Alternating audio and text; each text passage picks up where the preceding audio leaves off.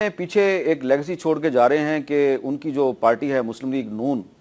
اس نے اپنی ماضی کی غلطیوں سے سبق نہیں سیکھا، اور نواز شریف صاحب جو ہیں وہ اب یہ کہتے ہیں کہ یوسف رضا گیلانی کی جو نااہلی تھی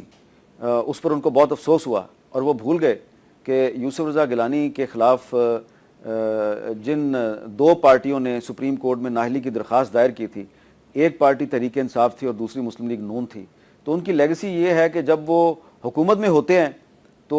وہ اپنے جو پرانے سیاسی اتحادی ہوتے ہیں یا وہ لوگ جو ان کے محسن ہوتے ہیں یا جنہوں نے ان کی مشکل وقت میں مدد کی ہوتی ہے وہ ان کو بھول جاتے ہیں، لیکن جب وہ خود حکومت سے نکلتے ہیں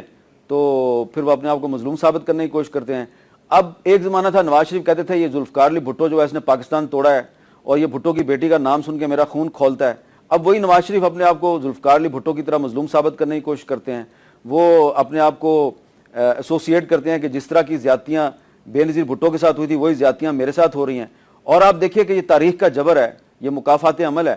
کہ 1990 میں بے نظیر بھٹو صاحبہ پہ 58(2) بھی لگی تھی، تو پیپلز پارٹی کے کارکنوں نے محسن نقوی کی نظم جو ہے اس کا ایک جو مصرع تھا اس کو اپنا سیاسی نعرہ بنا لیا تھا، یا اللہ یا رسول بے نظیر بے قصور۔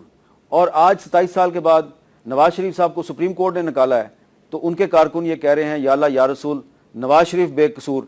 تو نواز شریف جو ہیں وہ بے نظیر بھٹو بننے کی کوشش کر رہے ہیں، نواز شریف کو چاہیے کہ وہ نواز شریف بن کے رہیں۔